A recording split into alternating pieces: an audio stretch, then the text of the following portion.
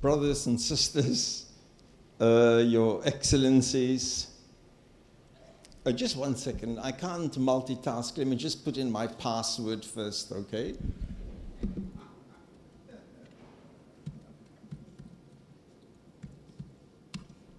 There we go.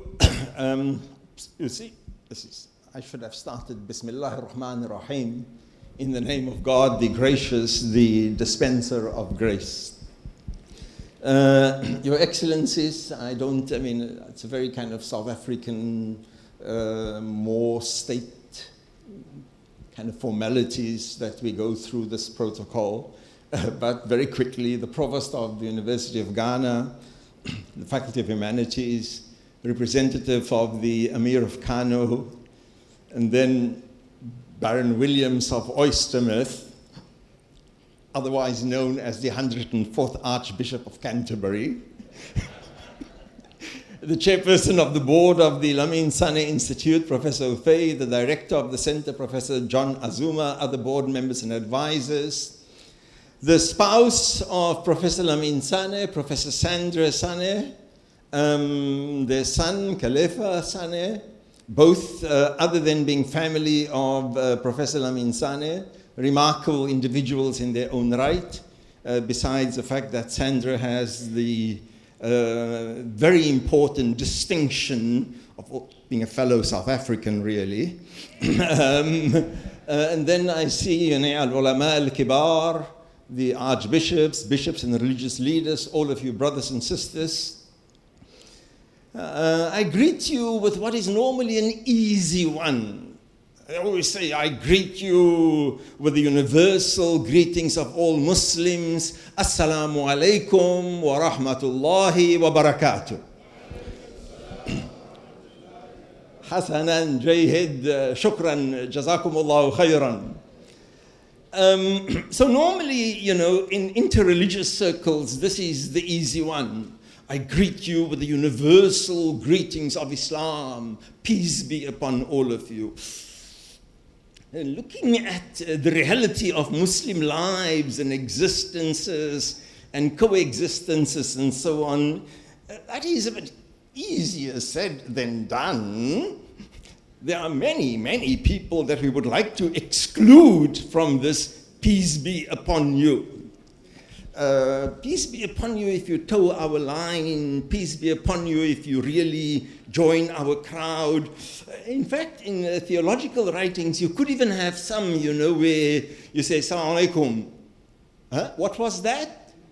Was that Assalamu alaikum? No, Assalamu alaikum. Poison be upon you. Sama alaikum. So there's even a kind of endogenous, if you meet a character that you don't like, or who doesn't believe like you, or is a part of the enemy, you say, Assalamu alaikum. And he thinks you're saying, Assalamu alaikum, but you're saying, Assalamu alaikum, poison be upon you. So I hope I was clear in my... The point that I'm trying to make is this. Often, in our platitudes, when we encounter each other, we have a certain language with which we speak. And underneath this language which we speak, a number of other little things going on and riding around at the back. And occasionally, when our societies feel pressurized and threatened, those other little demons going on at the back of our heads, they come to the front. As painfully we are seeing so vividly manifested, for example, in India at the moment, or we saw previously in the former Yugoslavia, or you could see in many of our own parts of the world where neighbors have lived close with each other for years, and then something happens and they completely forget who I lived next to and shared all of this experience with.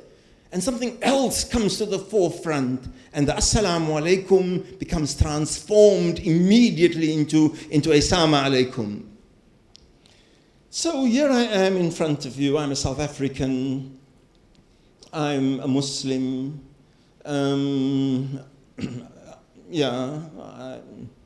People would sometimes describe me as an alim, ahad min rijal ilm.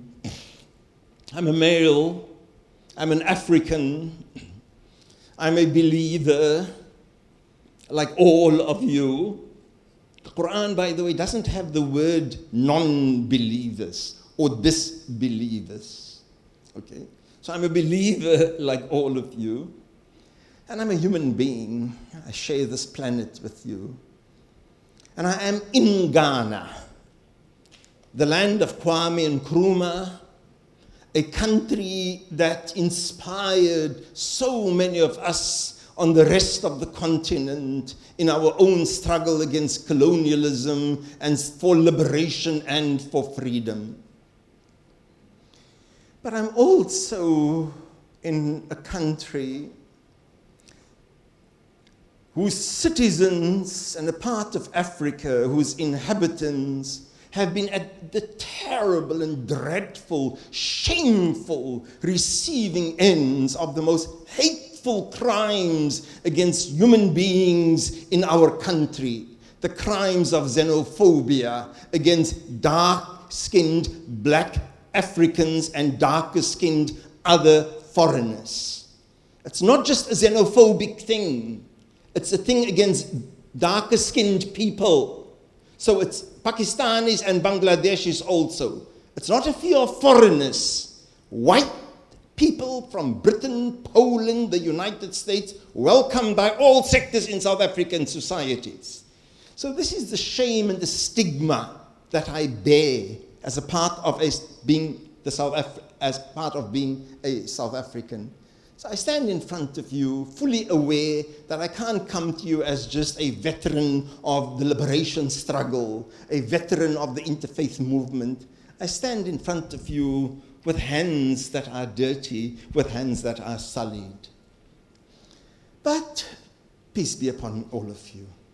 I want to use the analogy, and I must try to not kind of also look at the time as I I want to use the analogy of a train to look at some of the issues around how we live in the world with each other.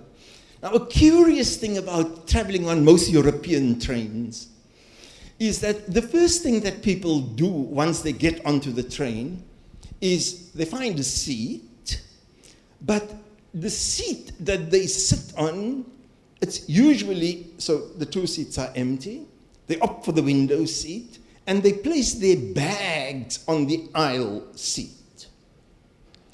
So I suspect that one of the reasons why they place their bags on the aisle seat, on the aisle seat.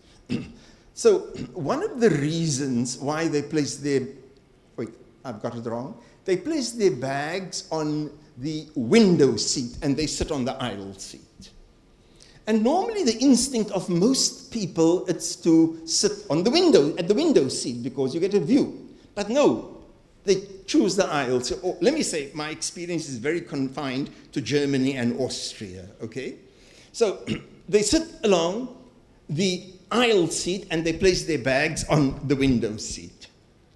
One of the reasons why they place their bag on the window seat and they sit on the aisle seat, it's to block a newcomer who wishes to come and sit on that empty seat at the window. And only after having carved out their space on the train can they actually settle in. And now they are free from potential invaders. So their bag acts as an object of familiarity. It provides comfort in a new space, but also as a barrier to block a foreign invader who may think that they want to occupy his or her space, because it's kind of home. If you're going to be near my home, not in my backyard. But of course, that person has no legal authority or any authority to occupy another seat. You paid for that one seat. More fascinating, in the case of my analogy, is the fact that Luxembourg has just introduced free public transport.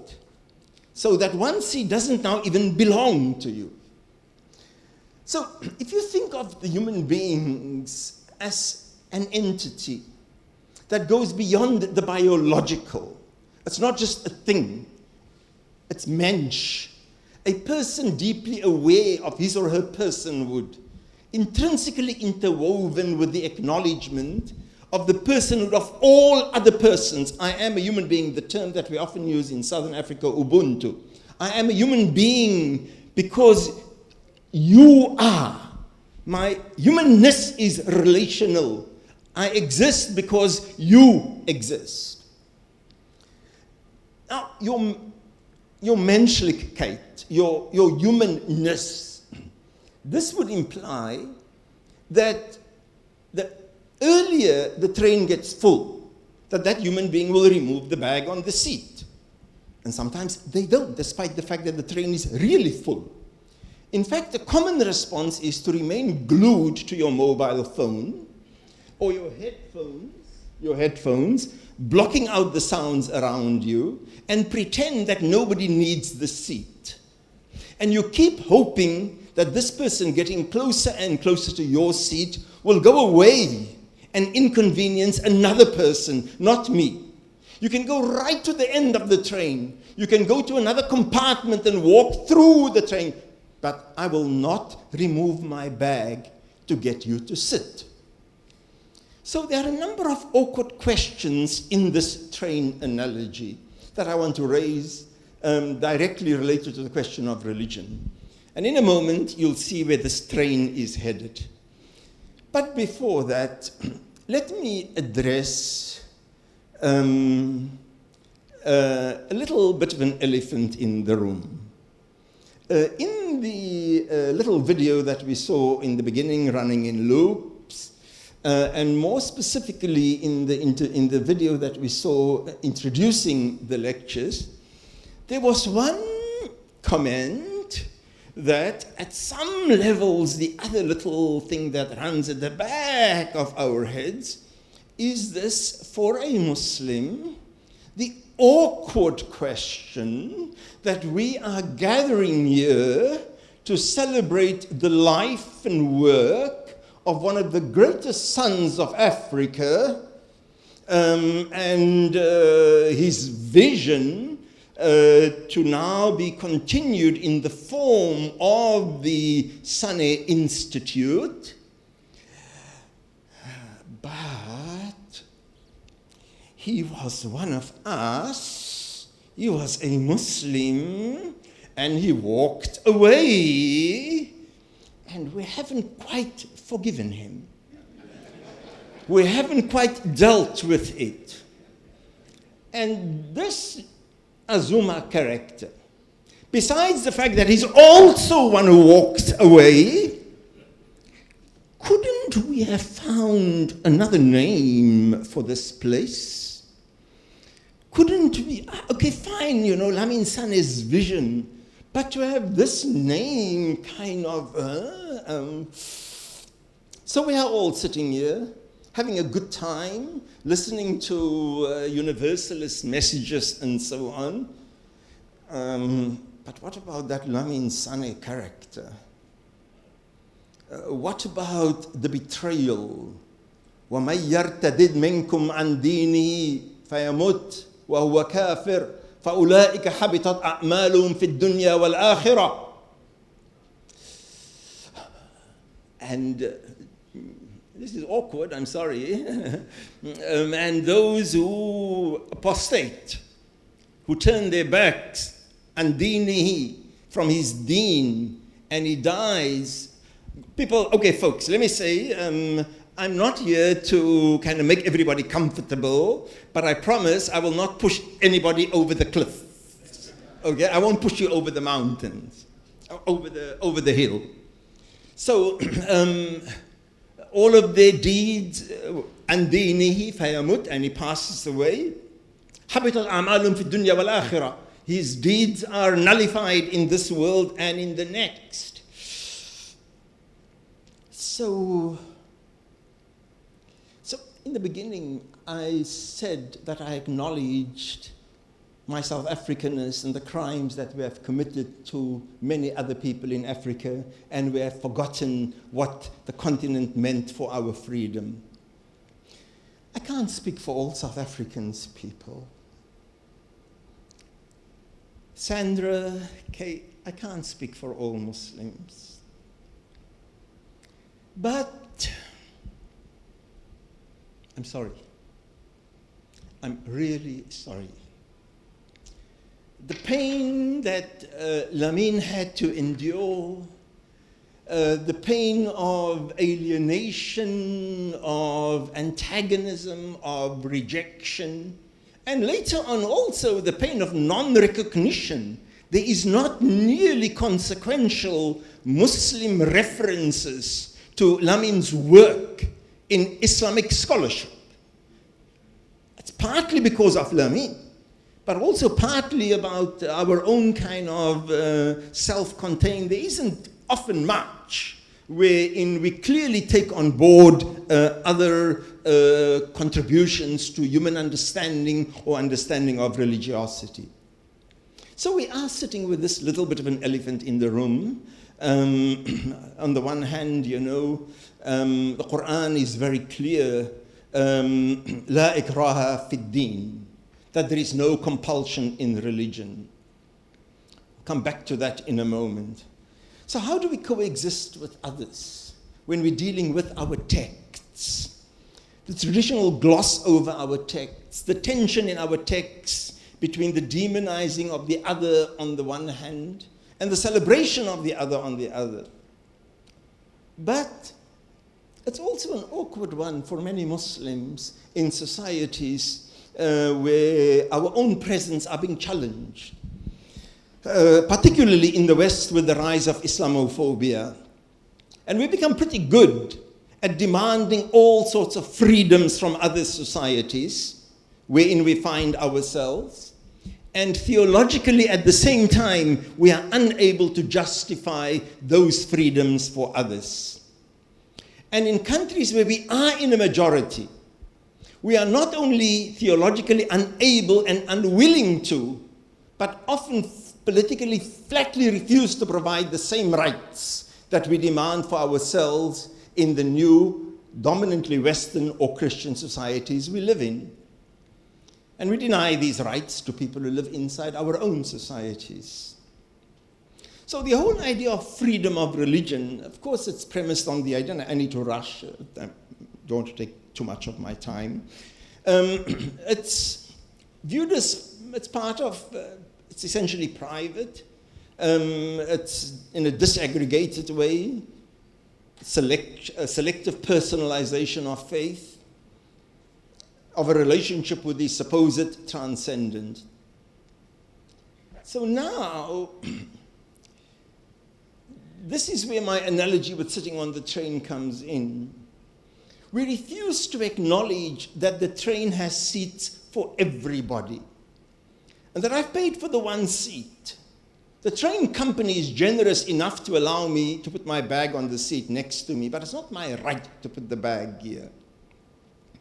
More so when you haven't even paid for your ticket, as the Luxembourg authorities are teaching us. But we are on this train, all of us as guests. All of us as guests of God. وَإِلَى اللَّهِ تُرْجَعُ الْأُمُورِ وَإِلَيْهِ الْمَصِيرِ إِنَّا لِلَّهِ وَإِنَّا إِلَيْهِ رَاجِعُونَ. To God is the return. To God is the journeying. When Muslims die, the first expression that we use is we say, Inna lillahi wa inna ilayhi raji'un.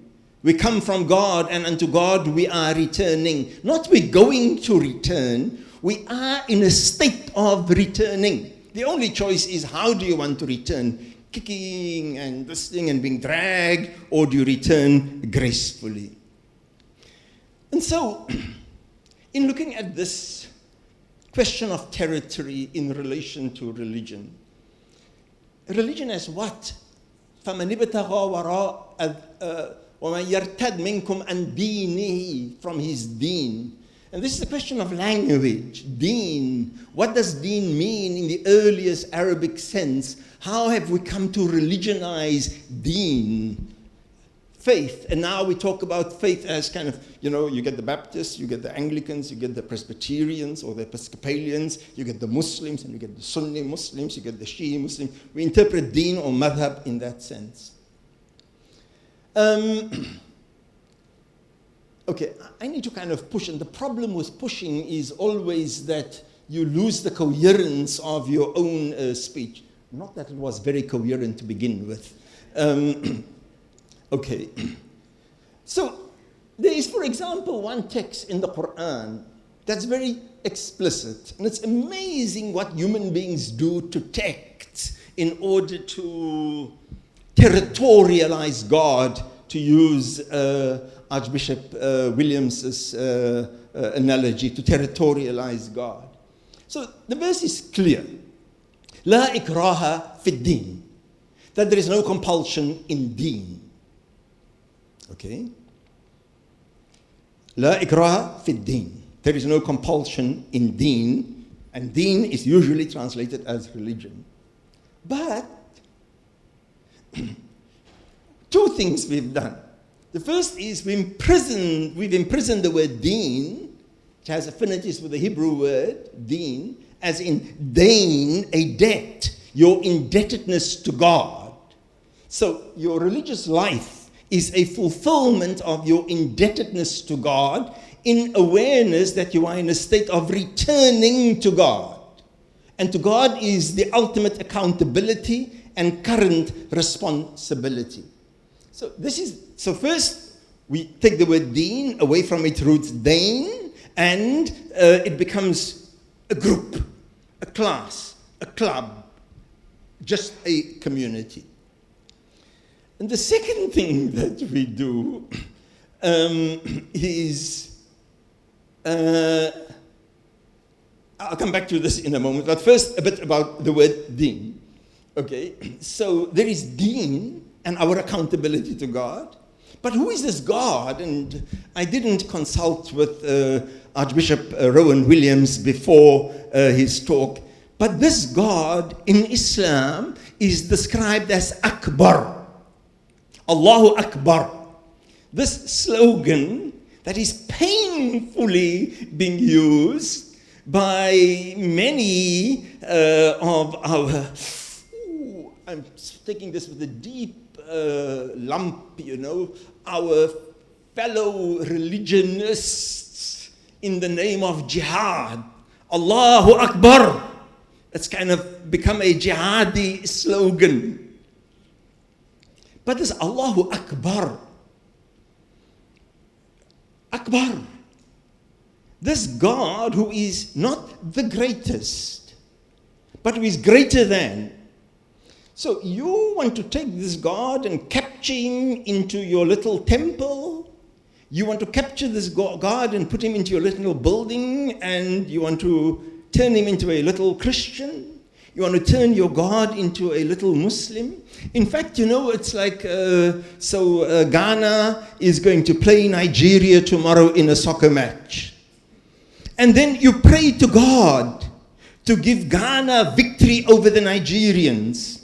So God becomes a little mascot, dressed up in a Nigerian flag to be there and to help us against the Nigerian enemy.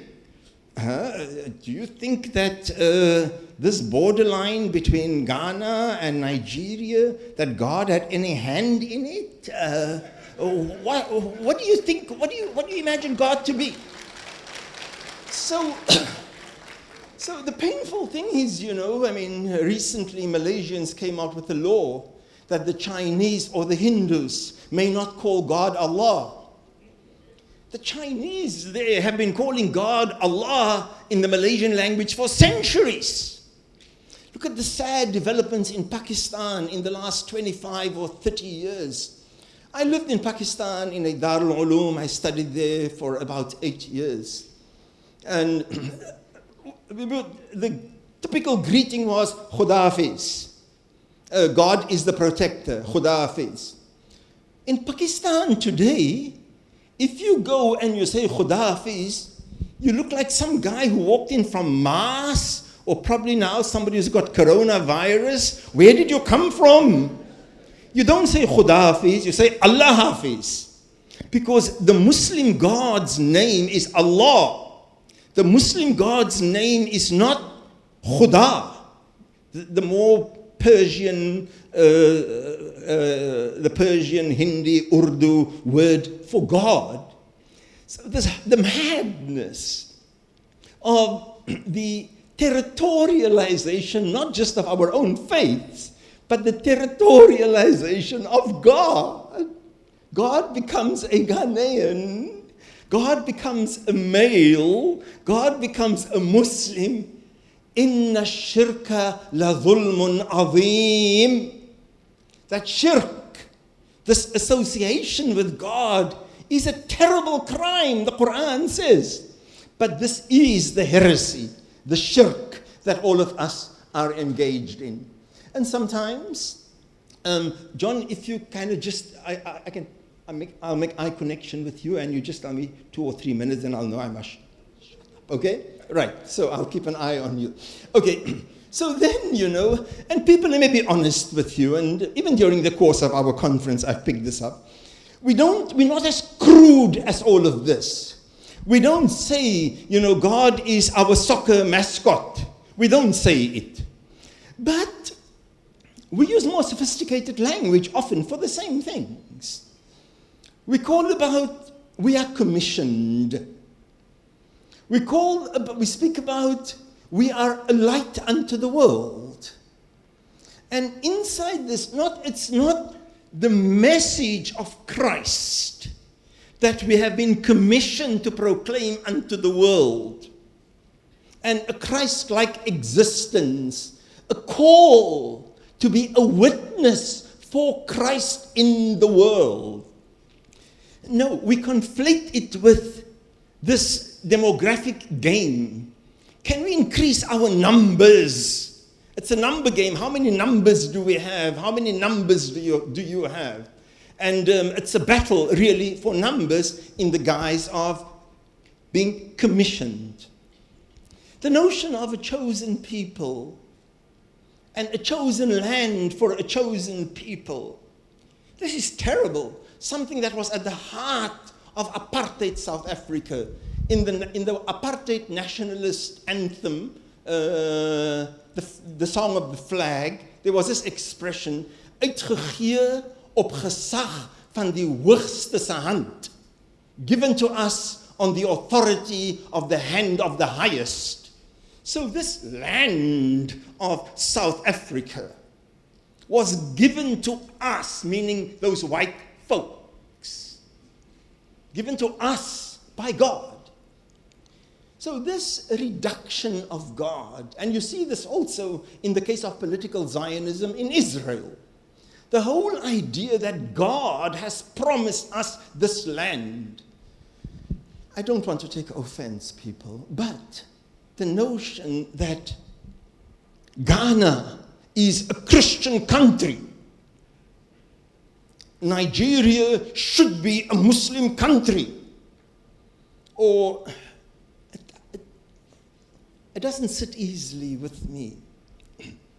Inside our prison, so God in this case gets reduced to a real estate agent. What do you call them here? Real estate agents, people who sell property. But a dishonest estate agent also, because the same God has promised this land to other people. And it's even worse that I find that there are people that were there, the indigenous South African people, or the case of the Palestinians. People were there, and they've been there for centuries. And somebody, just by virtue of claimed connection of blood, or what's going on here? So inside our prisons, we are afraid to open ourselves to the smell of the foreigner or the stranger, or the noisy talker. I don't kind of come and sit next to me. What if the guy starts blabbing? Your smell, your looks,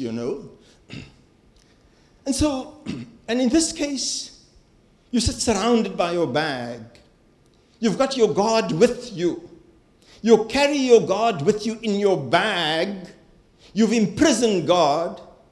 And literally now God becomes defined by all your bagging. Your baggage as a male person who thinks that you live in authority over women. Your baggage as a white person who thinks that you have to bring civilization to all the world. Your baggage as whatever. And God becomes a prisoner inside our bag. And yeah, of course, in the real sense, it's not God that suffocates. It's our understanding of God that suffocates us and denies people around us territory. So this, so God gets created into our own image. He is no longer Akbar, greater than. Instead, he's a Muslim God, he's a Christian God, he's a bigot's God, he's a homophobe's God, he's a male God. A God that is constructed in our image. All Muslims believe that in the beginning of the creation, God faced humankind and said, Alastu bi rabbikum, am I not your Lord? And all of humankind responded and said, Bala. So this is this debt, this returning that I spoke on. So many elements in our text are transcendent, as this text about La ikraha fid din, there is no compulsion in religion. It has a transcendent element to it. But what do we do? Unimaginable what we do. Our Muslims, most of you would know, believe in the Quran as being the last word, the ultimate word of God, the inimitable. It's a mu'jiza, it's inimitable, it's unchanging throughout history, it's the miracle of Islam, this unaltered Quran. What do we do with it? We happily accept the exegetical tradition that nearly unanimously inserts itself into the middle of this text. The text says, La ikraha fid din. There is no compulsion in religion. The exegetical tradition throughout says, La ikraha fi dukhul ad-din. There is no obligation to enter the religion. There's the sting in the tail. You can enter the religion. You're not forced to enter the religion. But bloody hell, once you're in, we won't let you out. And if you get out, all hell will break loose. So, we don't often like, let me skip some people. Let me begin to conclude. I want to conclude with a very human story, And I don't mean to take a dig at this country that is very dear to me, that I love immensely, the country of Pakistan. But in Pakistan, there's a strange it's not a strange social phenomenon. There is a phenomenon connected to other parts of the subcontinent. Even my wording is a bit colonial. Water or food this is one of those things that you kind of just don't speak about in interfaith gatherings, okay? You're supposed to be very nice and polite. And above all, you mustn't air your dirty linen, don't. Hey, what the hell, man? All of us have dirty linen. The neighbors also have washing. They also have washing. All of us know, that at the end of the day you smell. Your clothes have to be changed. So let me air some dirty linen and spread the linen out a bit. So many of the Christian Pakistanis are converts from Hinduism.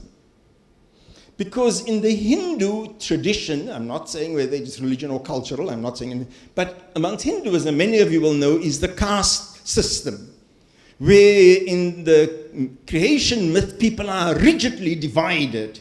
And it is so bad that somebody from the lower caste that person's shadow may not mix with your shadow.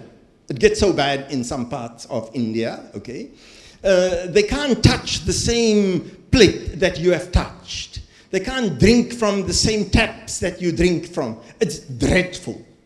So many Christians in India, amongst the Dalits, the quote-unquote lower caste people, many of them converted to Christianity in order to escape the scourge of casteism, thinking that once we are Christians, we're no longer Hindus, we'll be free from this.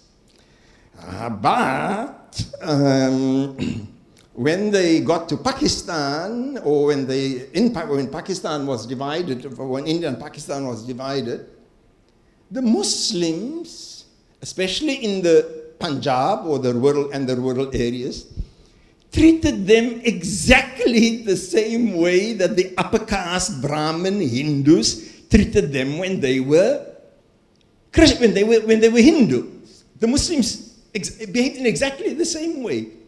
And so you have the sad phenomenon where if a Christian, and I've experienced this with Christian students of mine, if Christians are caught out as being Christians in a restaurant, they will break the plates and demand that you pay for it because the plates can't be used again now. It was used by a Christian person. I've seen this, friends. Okay, so then in Padre Jagot, a village in Sindh, the Evangelische Kirche Deutschland, the evangelical church of Germany, decided to build a well for the good Christian community in Padre Jagot so that they can have their own well and not kind of walk so far and these Muslims beating them up. And what did they do? They refused to let the Hindus in the village drink from their well, those good Christians. So somewhere in all of this is the madness of the human condition. And just 2-3 minutes more, John. There are challenges of the water and our access to water. But our water wells are now being poisoned. All of our water wells are being poisoned.